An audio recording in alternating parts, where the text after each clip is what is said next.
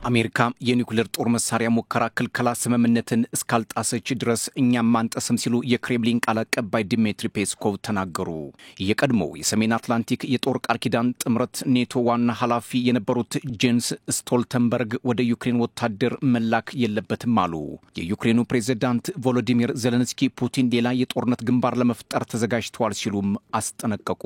የሩሲያና ዩክሬን ጦርነትን ተከትሎ በዋሽንግተንና ሞስኮ መካከል ውጥረት መፈጠሩ የሚታወስ ሲሆን ከሰሞኑ ደግሞ በኒውክሌር ሙከራ ዛቻ ሁለቱ ሀገራት ሰጣ ገባ መግባታቸው ውጥረቱን እያባባሰው ይገኛል። ዶናልድ ትራምፕ በቅርቡ ቤጂንግና ሞስኮ በምስጢር የኒውክሌር ሙከራ በማድረግ ስምምነት እየጣሱ ነው ሲሉ ገልጸው እኛም መሞከር አለብን ማን ከማን ያንሳል አይነት ፉክክር ውስጥ መግባታቸው የሚታወስ ነው። ትራምፕ አሜሪካም ከ1992 ወዲህ ለመጀመሪያ ጊዜም የኒውክሌር ሙከራ ለማድረግ መዘጋጀቷን መናገራቸው የሞስኮ ባለስልጣናት የፕሬዝዳንቱን ንግግር በአትኩሮት እንዲመለከቱት አድርጓል ነው የተባለው። ሩሲያ ግን በቅርቡ የሞከረቻቸው የጦር መሳሪያዎች ኒውክሌር ቀመስ አለመሆናቸውን በማሳያነት አንስተዋል ፔስኮቭ። ሞስኮ የኒውክሌር ሙከራ ክልከላ ዓለም አቀፍ አሰራርን እንደማትጥስ ብትናገርም ዓለም አቀፍ ትችት ግን እየቀረበባት ይገኛል። ሌሎች ሀገራት የኒውክሌር ጦር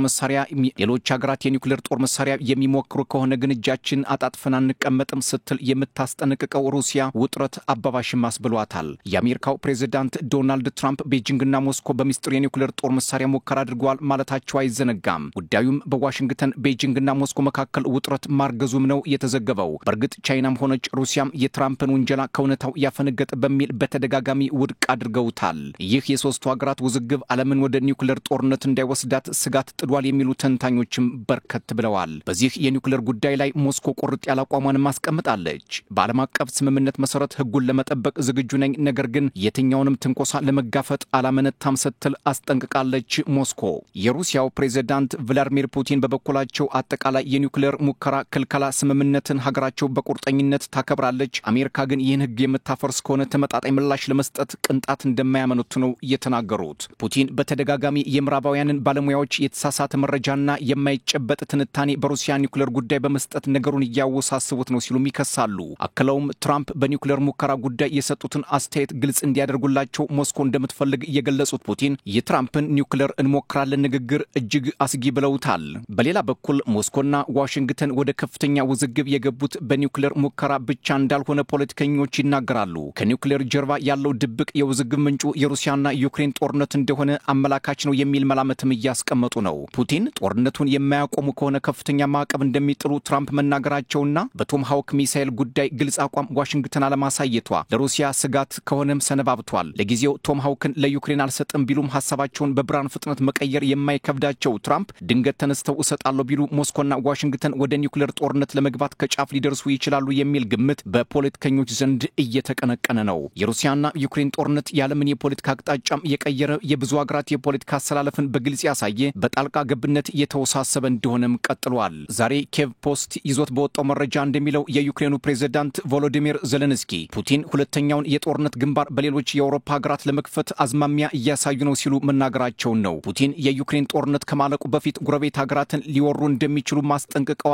ዜሌንስኪ ሞስኮ በአውሮፓ ላይ የተቀናጀ ጦርነት ወይንም ሃይብሪድ ዋር አጌንስት ዩሮፕ መክፈቷ ስለማይቀር አውሮፓ ከመቼውም ጊዜ በላይ መዘጋጀት አለበት ነው ያሉት ዜሌንስኪ ከጋርዲያን ጋር በነበራቸው ቆይታ ሩሲያ በምስራቅ ዩክሬን ጭካኔ የተሞላበት ጥቃት በመፈጸም የኔቶን ቀይ መስመር ጥሳለች ሲሉ ነው የተናገሩት። ፕሬዝዳንት ቮሎዲሚር ዜሌንስኪ ፑቲን ዩክሬንን ጨምሮ ሌላም የአውሮፓ ሀገር በአንድ ጊዜ ለማጥቃት ይፈልጋሉ፣ ይህንን ጉዳይ አውሮፓውያን መጠራጠር የለባቸውም ሲሉ ባለፈው የሩሲያ ሰው አልባ አውሮፕላኖች በሙኒክ በኮፐንሃገንና በብራስልስ ላይ ያደረጉትን የአየር ክልል ጥሰት አንዱ ማሳያ ነው ብለውታል። ፑቲን የተለያዩ ሀገራትን መተንኮሳቸው ፍጻሜያቸው መቃረቡን ያሳያል፣ ለዛም ነው በጦር ግንባር የሚደርስባቸውን ሽንፈት ለመቀልበስና ኃይል ያላቸው ለመምሰል የሚያደርጉት ትወና ነው እንጂ በብዙ አውደ ውጊያዎች ኪሳራ ደርሶባቸዋል፣ ጠብጫሪነታቸው ጠላት እንዲበዛም አድርጎባቸዋል፣ ለአሜሪካም ከሩሲያ ይልቅ ዩክሬን በብዙ ጥፍ ትሻላለች ሲሉ የተናገሩት ዜሌንስኪ አሁንም ድረስ የጦር መሳሪያ እርዳታ ከወዳጆቻቸው እንደሚፈልጉ ከመናገር አልደበቁም። ዩናይትድ ኪንግደምና ፈረንሳይ ብሎም ጀርመን ወደ ሩሲያ ወታደሮቻቸውን ለመላክ ቃል እንደገቡላቸውም ከመግለጽ አልሸሸጉም።